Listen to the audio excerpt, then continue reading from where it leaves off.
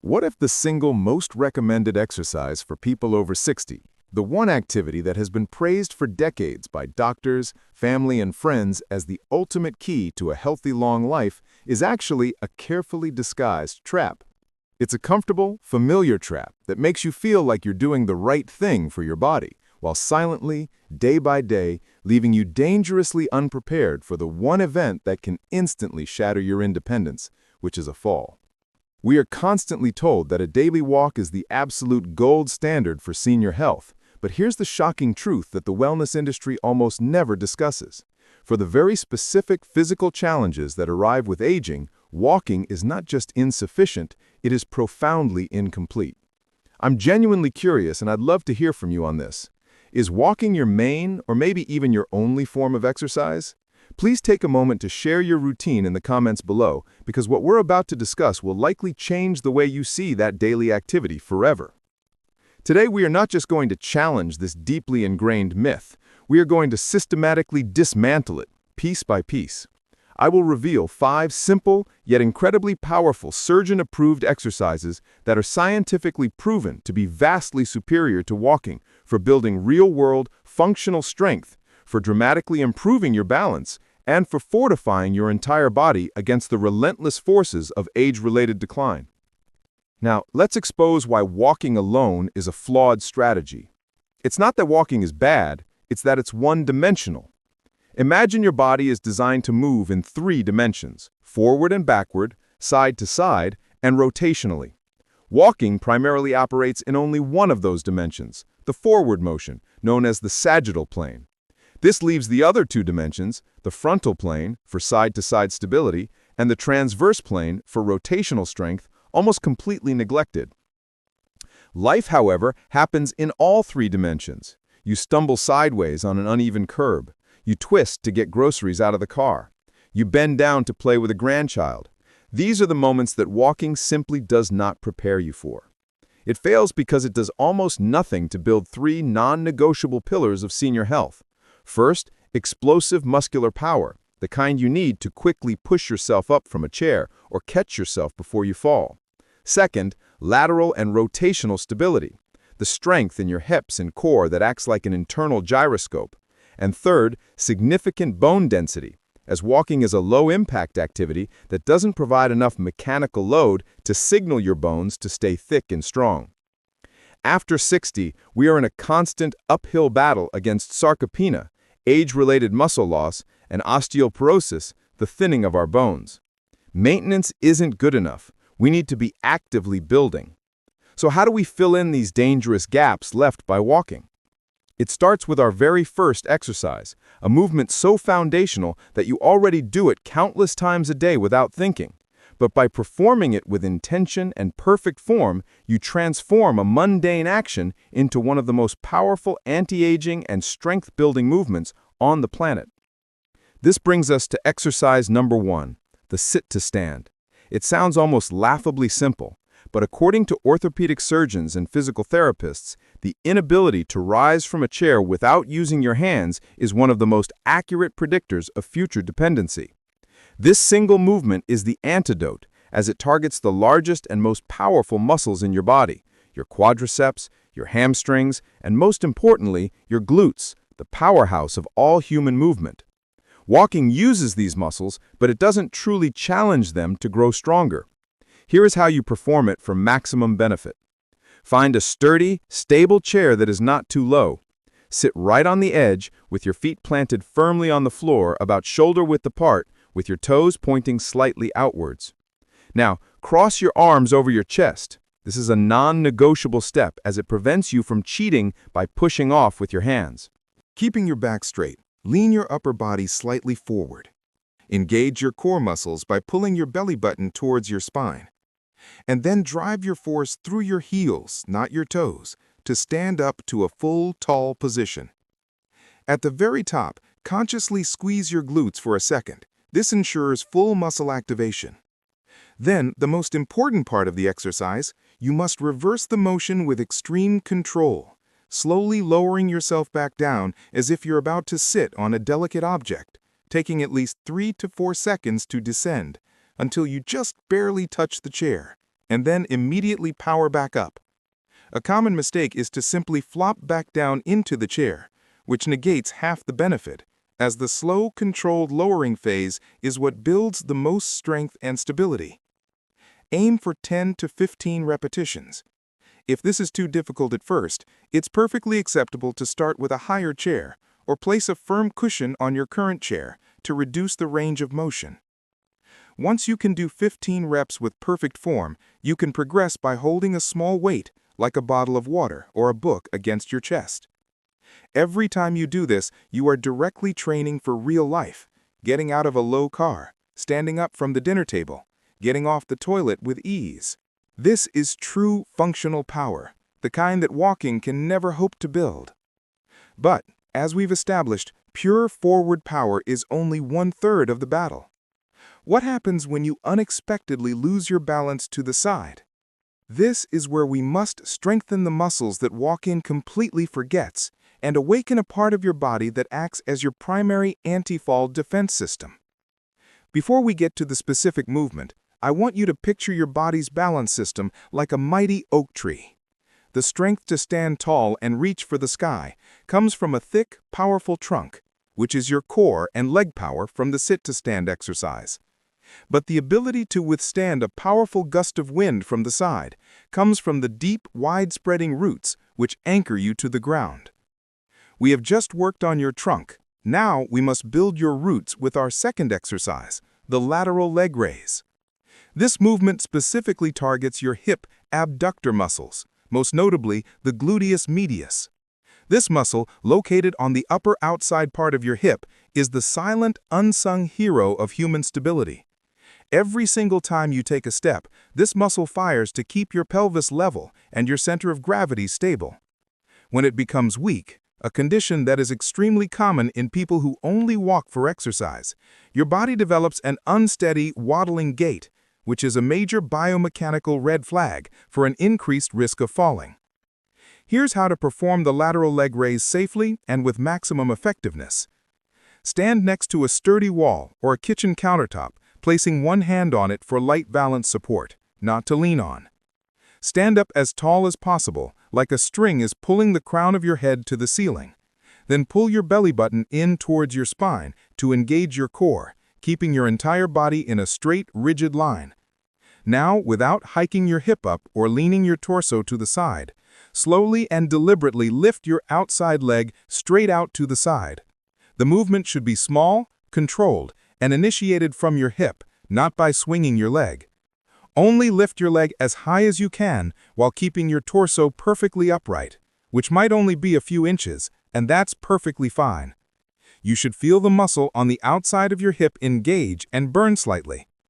Hold the leg at the highest point for 2 seconds. Then, even more slowly, lower it back down to the starting position, resisting gravity on the way down. Perform 12 to 15 repetitions on one side, and then turn around and switch to the other. The most common mistake here is using momentum, swinging the leg up quickly and letting it drop. The magic of this exercise is entirely in the slow, deliberate control, which forces the muscle to work hard through its entire range of motion. This simple movement builds your anti-tip-over muscles, giving you the critical sideways stability that walking forgets. And building these support muscles brings up a crucial question. What if the roadblock isn't just muscle weakness, but joint stiffness itself? For that, it's worth looking at your joint health from the inside. There's a fascinating approach called joint genesis that focuses on restoring that natural joint lubrication. I've put a link in the pinned comment so you can see the science for yourself. If stiffness is holding you back, it's a must-see. Now let's talk about another kind of stability. So we've covered forward power and sideways stability, but what about the complex connection that ties your upper and lower body together? This is where our story comes in. Let me tell you about Robert. Robert was 72, a retired architect who prided himself on his disciplined fitness routine. He walked 4 miles every morning along the river. He watched his diet and, by all accounts, he felt strong and fit. But one sunny afternoon, he was in his garden reaching up to prune a high branch on a rose bush.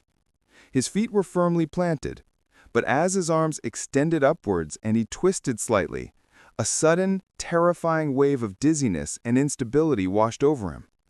His core felt like it had turned to water, and he stumbled backwards, catching himself on a garden chair just before he would have hit the ground hard. The incident left him shaken, not physically hurt, but deeply unsettled. He kept thinking, how can I walk 4 miles a day with ease, yet almost fall just by reaching for a branch? The experience eroded his confidence, making him hesitant and fearful of everyday movements. He went to a physical therapist expecting to be told he needed to practice balancing on one leg. But the therapist, after a thorough evaluation, told him something that completely changed his perspective. She said, "Robert, your legs are strong and your heart is healthy from all the walking. The problem isn't your legs. The problem is that the communication line between your brain, your core muscles, and your limbs has become weak. Walking has trained your body to be stable in one predictable motion. But the moment you did something outside of that pattern, the entire system short-circuited." I'm curious if this story resonates with you. Have you ever experienced a moment like Robert did, that unsettling feeling of being generally fit but suddenly unstable during a simple everyday movement? Please share your story in the comments, because it's a silent struggle that so many people face, and your experience could help someone else feel less alone. The therapist gave Robert an exercise that had nothing to do with walking or even standing, an exercise that was a complete inversion of everything Robert thought he knew about fitness. And that brings us to exercise number 3, the bird dog. This movement is a cornerstone of physical therapy and is beloved by spine specialists because it safely forges incredible core strength while simultaneously enhancing proprioception, which is your body's internal GPS, its awareness of its own position in space. It forces your brain to relearn how to coordinate balance and stability across opposite sides of the body, which is the exact system that failed Robert in his garden. To perform the bird dog, you'll need to get on the floor on your hands and knees in a tabletop position. Place your hands directly under your shoulders and your knees directly under your hips. With your back perfectly flat, imagine you have a cup of tea balanced on your lower back, and your goal is not to spill a drop. Engage your core muscles. Now with extreme control, slowly and simultaneously, extend your right arm straight out in front of you and your left leg straight back behind you. Your goal is to form a single, straight, powerful line from your fingertips all the way to your heel. A common mistake is to raise your arm or leg too high, which causes your back to arch and spill the imaginary tea. So focus on length, not height. Hold this extended position for 3 to 5 seconds, actively focusing on keeping your hips perfectly square to the floor. Then, just as slowly, return to the starting position with absolute control. Now repeat on the other side, extending your left arm and right leg. That completes 1 full repetition. Aim for 10 to 12 total reps. This exercise is not about speed. It is a deliberate, mindful movement that retrains the deep, stabilizing muscles of your core, back, and hips to work together as a single, intelligent, coordinated unit, which is the very definition of functional strength and what gives you the confidence to reach, twist, and bend without that terrifying feeling of wobbling. Now that we have laid this incredible foundation with explosive forward power in our legs, deep stabilizing roots in our hips, and an intelligent coordinated core tying it all together, we are about to add the final and arguably most important piece of this anti-aging puzzle. Remember at the very beginning of this video, I promised to reveal one exercise that geriatric specialists and longevity researchers consider to be a top predictor of a long, healthy, independent life? An exercise that simultaneously builds bone density, corrects your posture, improves your balance, and develops the kind of rugged, functional strength that makes every single daily task feel easier? This is that moment. It's the movement that separates simple, passive exercise from active, purposeful training for life. And before we get to this most important exercise, if you're finding real value in this detailed, science-backed approach, and you haven't already, please take a moment to click that subscribe button and turn on notifications. We release in-depth videos just like this every single week, designed to give you health solutions that truly work, and we'd love to have you as part of our community. So the number 4 most impactful exercise for anyone over 60 is the farmer's walk, also known as loaded carries. I know what you might be thinking. Isn't that just carrying heavy things? And the answer is, yes, it is exactly that simple. And it is one of the most profoundly effective exercises a human being can do, precisely because of its simplicity. Here is why it's so much better than just walking. It trains your body as a complete, integrated system, all under a challenging load.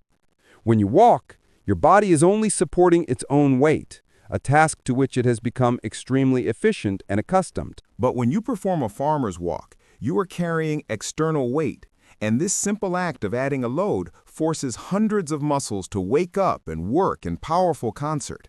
Your hands and forearms must grip with all their might, and dozens of major studies have shown that grip strength is one of the most accurate predictors of future health, longevity, and reduced mortality.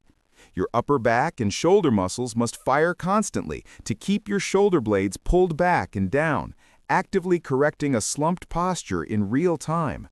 Your entire core, your abs, obliques, and lower back, has to work overtime as a solid, rigid brace to keep your torso upright and stable, preventing any side-to-side wobble. And of course, your legs and hips are supporting not just your body weight, but the extra load as well. Most importantly, that heavy load being carried sends a powerful osteogenic or bone-building signal through your entire skeleton, from your feet all the way up your spine, telling your bones that they need to stay thick, dense, and strong to support this new demand. This is one of the absolute best ways to combat osteoporosis, a benefit that regular walking simply cannot provide in any meaningful way. Here's how to do it safely and effectively. You do not need special dumbbells. You can start with 2 sturdy, reusable grocery bags filled with some books or cans, or 2 water jugs. The key is to have a weight in each hand that feels challenging but allows you to maintain perfect posture. Stand between your weights, then squat down with a straight back and pick them up, using the same good form as the sit to stand. Now, stand up tall. Before you take a step, set your posture. Pull your shoulder blades back and down, lift your chest proudly, and fix your eyes on a point straight ahead. Now, simply walk. Take slow, deliberate, powerful steps. Walk for a set distance, like the length of a long hallway and back, or for a set time, like 45 seconds. Then safely squat down to put the weights on the floor and rest. That's 1 set.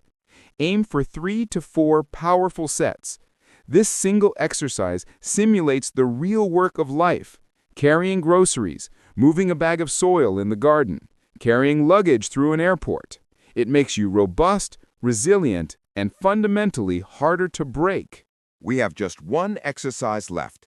We've built power, stability, a coordinated core, and full-body resilience. This last movement is our insurance policy. It addresses the worst-case scenario. What happens if, despite all our training, you do fall? This movement builds the strength you need to protect yourself and, crucially, to get back up again. The 5th and final exercise is the wall push-up. Upper body strength is tragically neglected in most senior fitness programs, yet having the strength in your chest, shoulders, and triceps to push your own body weight is a critical, life-saving skill. The wall push-up is the perfect, safe way to build this essential strength without putting any undue stress on your wrists or shoulders.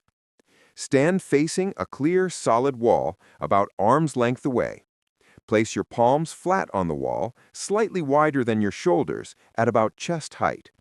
Now, keeping your body in a perfectly straight line from your head to your heels, bend your elbows and slowly lower your body toward the wall with control. Go as far as you comfortably can, aiming to get your nose close to the wall.